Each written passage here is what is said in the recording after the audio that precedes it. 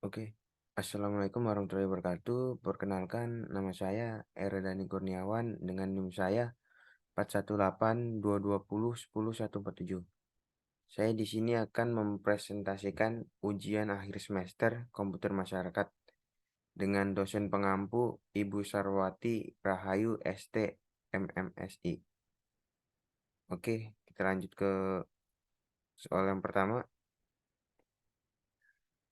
Soal pertama tuh ada berikan contoh studi kasus yang menceritakan hak-hak kekayaan intelektual, baik mengenai hak kekayaan industri maupun hak kekayaan teknologi yang terjadi di dalam negeri maupun luar negeri. Berikan masing-masing 3 buah studi kasusnya. Oke, jawabannya yang pertama dari dalam negeri ada kasus ayam geprek Bensu dengan geprek Robinonsu. Konfliknya merek dagang antara pemilik asli dengan seorang pengusaha yang mencoba mendaftarkan merek dagang tersebut. Hal ini memicu ketegangan antara kedua belah pihak, kemudian permasalahan ini berakhir dengan damai dan sepakat untuk berbagi merek dan melanjutkan bisnis masing-masing. Konflik ini karena merek dagangnya yang dipermasalahkan.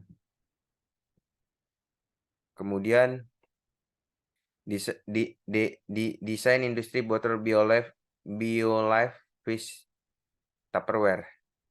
Kasusnya ini terjadi karena Tupperware menggugat BioLife karena BioLife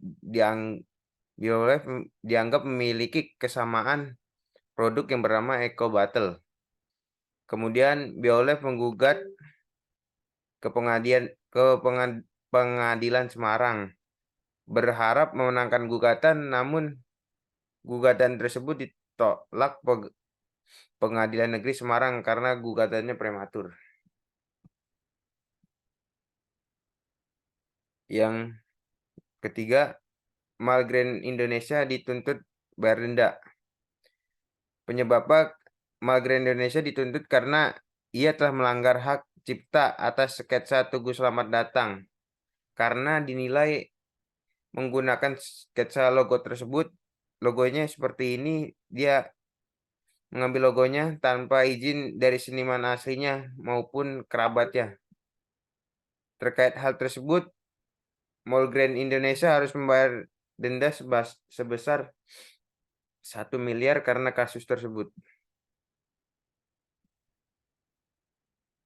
Kemudian kasus luar negeri. Kasus tersebut adalah kasus Adidas dengan Payless. Pada tahun 1995, Adidas cabang Amerika Serikat mengaku menemukan 325 pelanggaran HKI terhadap perusahaannya. Salah satu terjadi pada tahun 1994 saat Adidas Amerika Serikat dan Payless terlibat cekcok karena desain sepatu. Payless sempat menjual sepatu olahraga yang memiliki motif mirip dengan Adidas. Khawatir akan tindakan Payless, akhirnya Adidas menuntut Payless ke meja hijau. Setelah persidangan dan peninjauan terhadap 268 pasang sepatu, akhirnya Adidas memenangkan tuntutan tersebut sebesar 305 juta dolar Amerika Serikat. Kasusnya itu karena Payless mengcopy strip 3 yang dianggap mirip dengan Adidas. Kemudian kasus Spotify Vixen Music.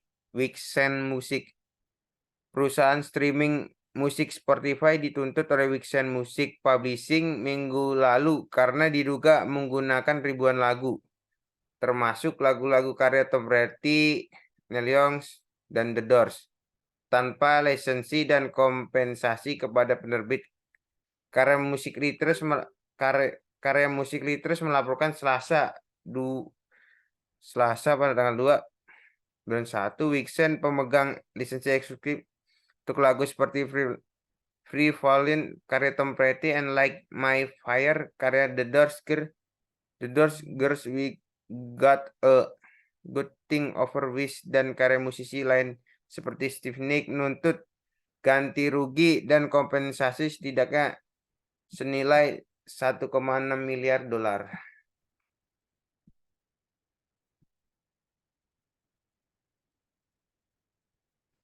Kemudian Apple vs Samsung. Kasus ini bermula ketika Apple menggugat Samsung atas dugaan desain dan paten iPhone oleh beberapa produk Samsung seperti Galaxy S dan Tab.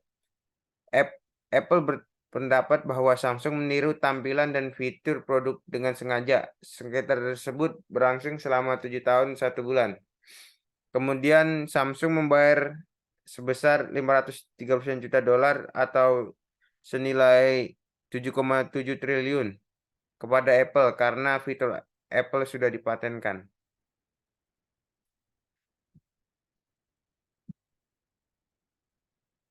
Kemudian soal nomor 2. Apa yang dimaksud dengan plagiarisme dan bagaimanakah cara pencegahan plagiarisme? Ceritakan minimal 3 buah kasus plagiarisme dalam negeri atau luar negeri yang kasusnya bersentuhan dengan hukum. Baik, plagiarisme adalah aktivitas menjiplak karangan orang lain dan mengakuinya sebagai karangan sendiri tanpa izin pembuatnya. Terus cara pencegahannya dengan menggunakan sumber terpercaya, melakukan parafrase, cantumkan daftar pustaka, dan gunakan tanda kutip. Kemudian kasus plagiarisme, karya seni yang dibuat Andy Warhol. Andy Warhol seorang seniman ternama dari gerakan seni pop telah terlibat dalam banyak kasus tuntutan hukum atas penggunaan foto-foto dalam karya seni sablonnya. Ia dianggap melakukan plagiarisme karena tidak memiliki izin untuk menggunakannya. Jadi dia asal bikin desain baju punya orang tanpa izin pemiliknya.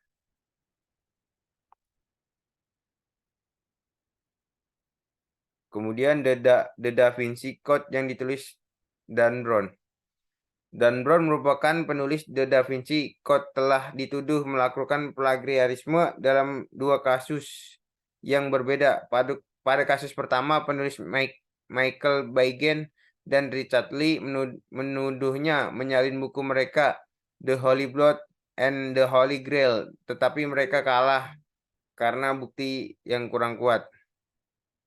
Kemudian penulis Lewis Perdue juga menuduh Brown menjiplak bukunya Doctor of God, tapi akhirnya pengadilan menolak mendengarkan kasusnya. Ya mungkin dia kurang kuat dalam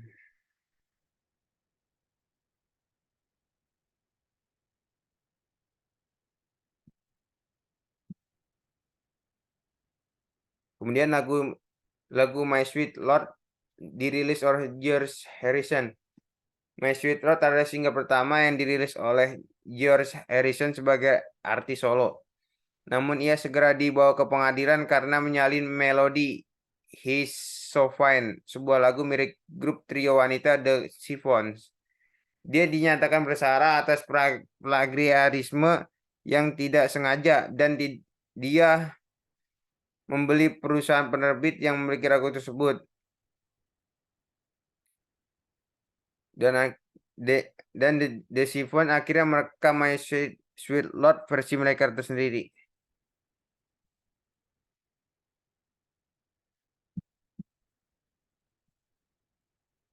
Kemudian pertanyaan ketiga, jelaskan pengertian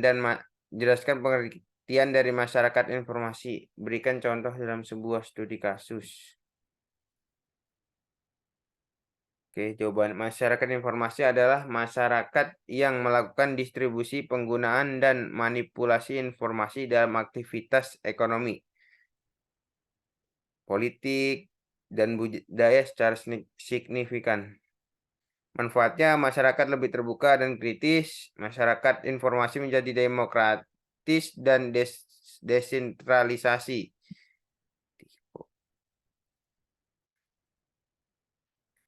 Kemudian contoh kasusnya adalah COVID-19 di Indonesia peringkat 1 di dunia.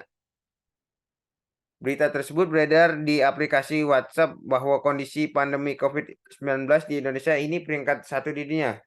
Padahal fakta tersebut menyebutkan bahwa Indonesia bukan negara dengan kasus COVID terbanyak. Menurut WHO, Amerika Serikat negara terbanyak yang melaporkan kasus positif COVID-19. Ini merupakan masyarakat yang menyebarkan hoaks dan memanipulasi data.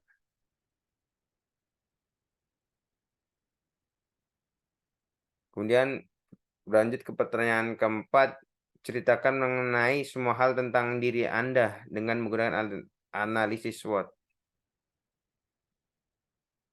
Oke, yang pertama strength.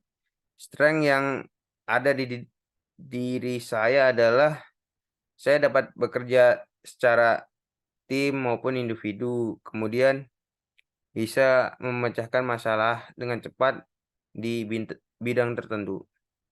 Kemudian weakness-nya atau kelemahan, saya masih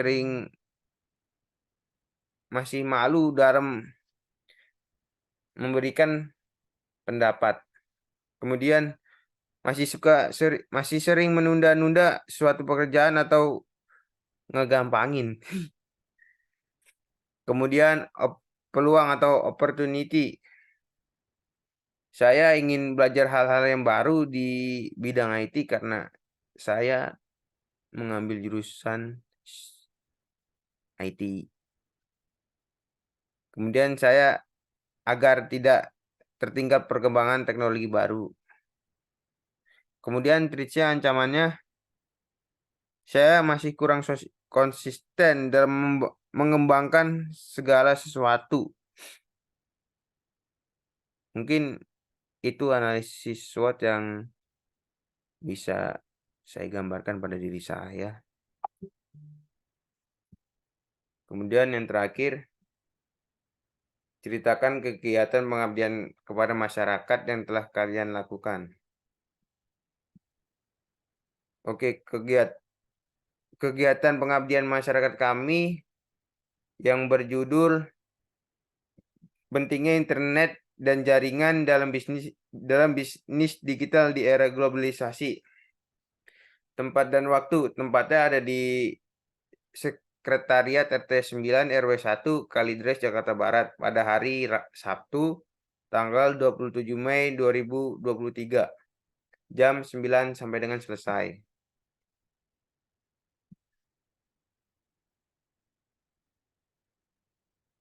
Oke.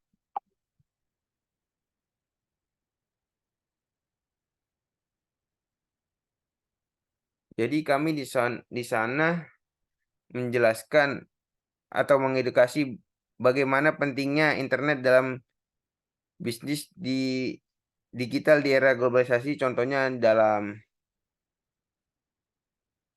pembelian barang online seperti di Tokopedia atau Shopee karena memudahkan kita dalam membeli barang tanpa harus ke tokonya. Jadi kita sudah menghemat waktu, menghemat uang bensin. Jadi kita di sana menjelaskan cara-cara bisnis digital di era globalisasi. Kemudian ini ada kuesionernya.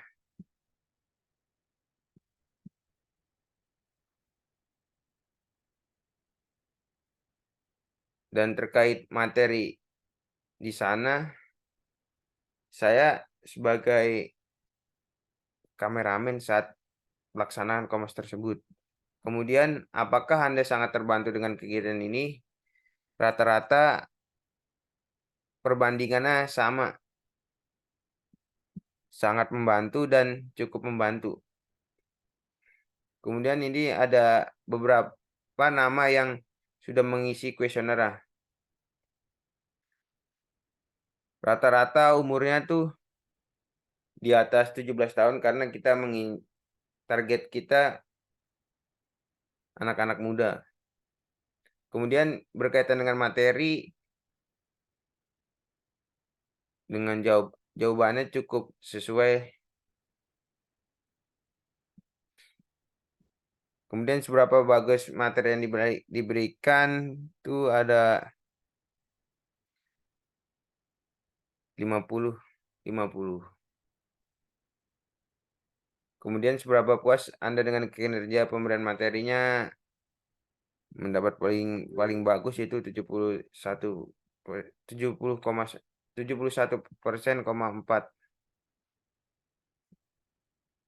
Sekian yang dapat saya sampaikan. Wassalamualaikum warahmatullahi wabarakatuh.